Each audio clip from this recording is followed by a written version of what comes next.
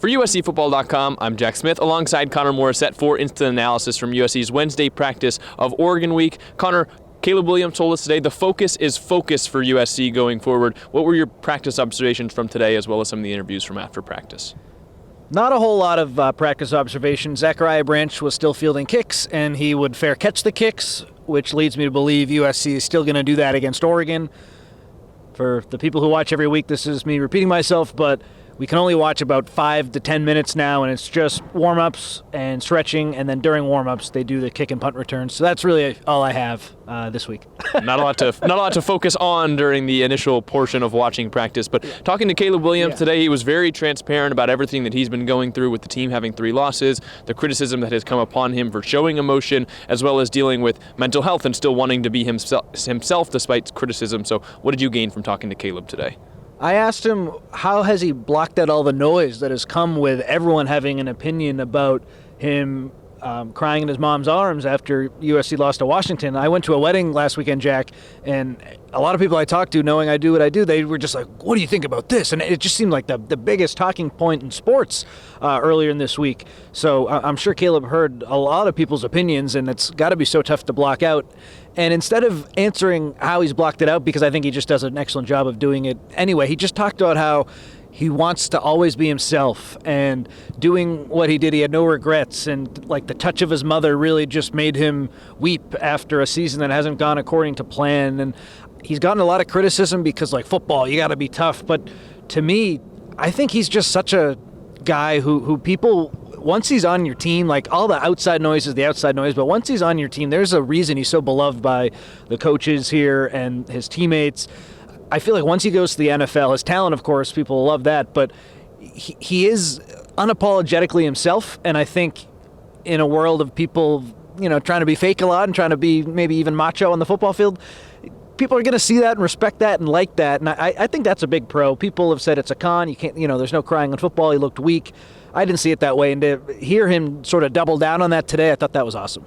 He was asked, too, about how he gets the confidence to be himself despite the criticism, and he mentioned a lot of different things, but he basically said it's just who he is, and it's easier for him to be himself. He said he's been crying after football games. He's been letting out that emotion. It pours out of him really since the first time he ever lost a football game. So clearly it's something that Caleb Williams isn't actively trying to fix, and he does not feel any shame in showing that emotion. And I think you're right. That is commendable, at least for an athlete of his stature, as well as in the sport of football where it's not exactly normal, but it probably should be more normalized considering, the shift towards focusing on mental health and allowing people to be themselves.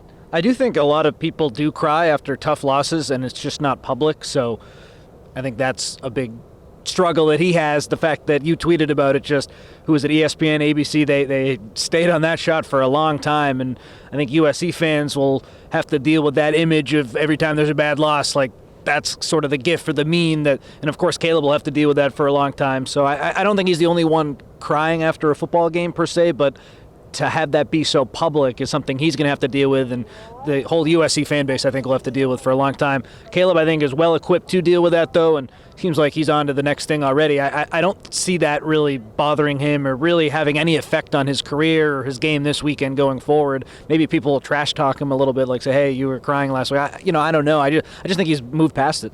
He mentioned for the first time he's playing on a 3-loss team in his college football career. It hasn't had many losing seasons, bad games in his career. He said it's something he's had to come to terms with this season at USC after the Trojans fell to Washington for their 3rd loss. And he said shifting in this week is just all about focus for the team, focus on doing your rep, doing your route, blocking the one person you're supposed to block, focusing on all of that. What did you take away from what Caleb said about the team's focus as well as playing with 3 losses?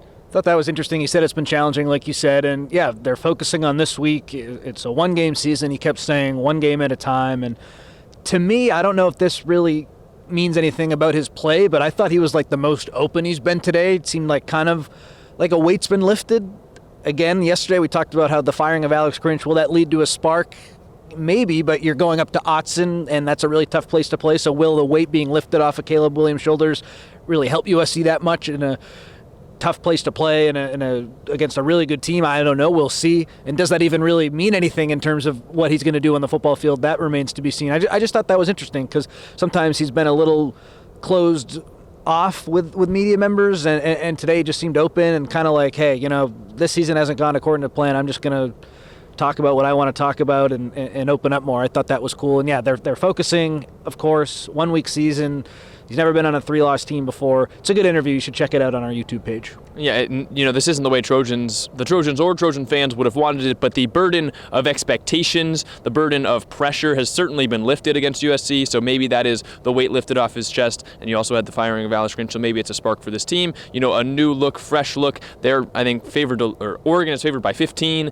USC is out of the rankings for the first time since Caleb Williams is here. So there's clearly, it's a different vibe. They only have 2 weeks left in the season, maybe his last 2 games in college ever if he decides not to participate in a bowl game. But it's kind of the first time that he said to us, yeah, the national championship, not going to happen anymore. Pac-12 championship, unless we win out the next 2 weeks, that might not happen. He did say that there still is the opportunity for them to go, but those expectations that they had, as well as all of us had in the media, fans had, has certainly dissipated after the 3 losses. So who knows, maybe that is a little bit of a pressure lifted off the team as well as they go to Oregon. But as we mentioned a couple days ago, and as we've basically mentioned since the Washington game, Oregon is a scary team, playing at home, very tough place to play in Austin Stadium. We talked to some players about that as well today. But we got to talk to a handful of guys, Taj Washington, Deuce Robinson, a couple of offensive linemen, and Justin Dedich and Jonah Monheim. What were some of your other takeaways from players talking after practice? I asked Justin Dedich how he's balanced some of the ups and downs that he had earlier in the year and turned it around a little bit at center.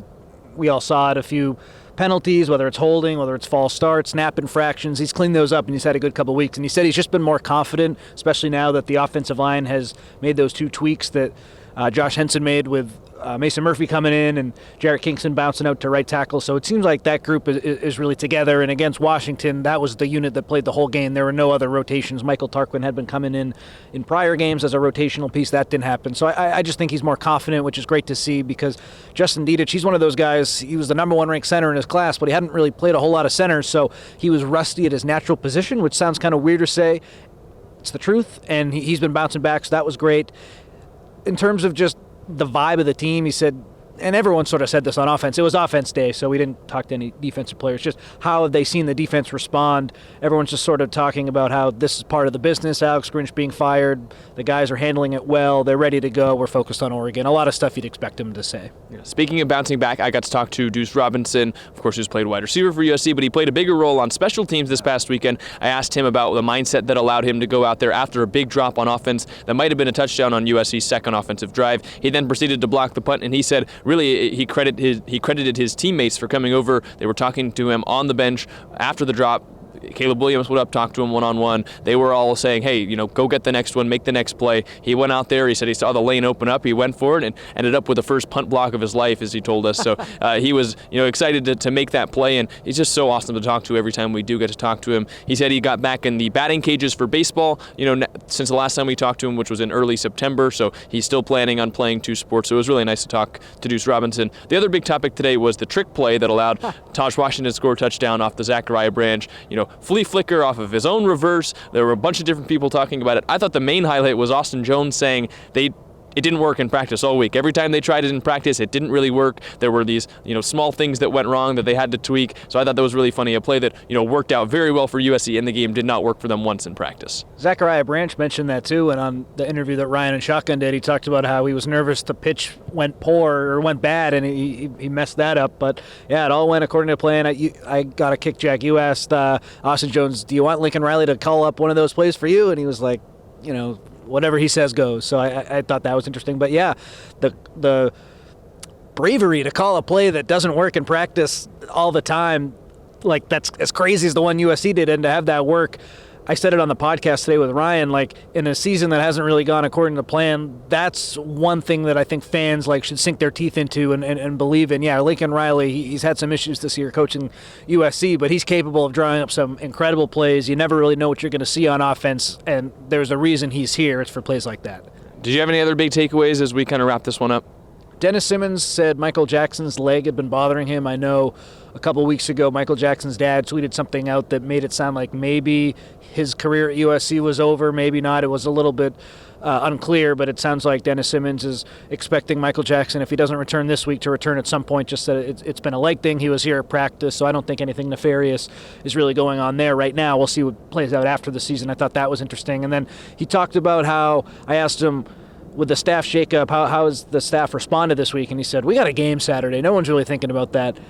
We'll see if, I don't know if I believe that right now, but that's what he said. They're focused on Oregon, and that's sort of what I expected him to say. Well, that's all we've got. We're going to focus on Oregon as well, heading to Eugene on Friday, or Portland rather on Friday, and then Eugene on Saturday. There's going to be a meetup at 5 p.m. on Friday night. You can check the board if you're a VIP member and see the details for that. I'm sure Ryan will post it on Twitter as well. But that's all we've got for you guys today. Thank you so much for watching. Hit the like button, the subscribe button here on YouTube. Make sure you're watching all the other interviews as well. For Connor Morrissette, I'm Jack Smith. Check out uscfootball.com for more.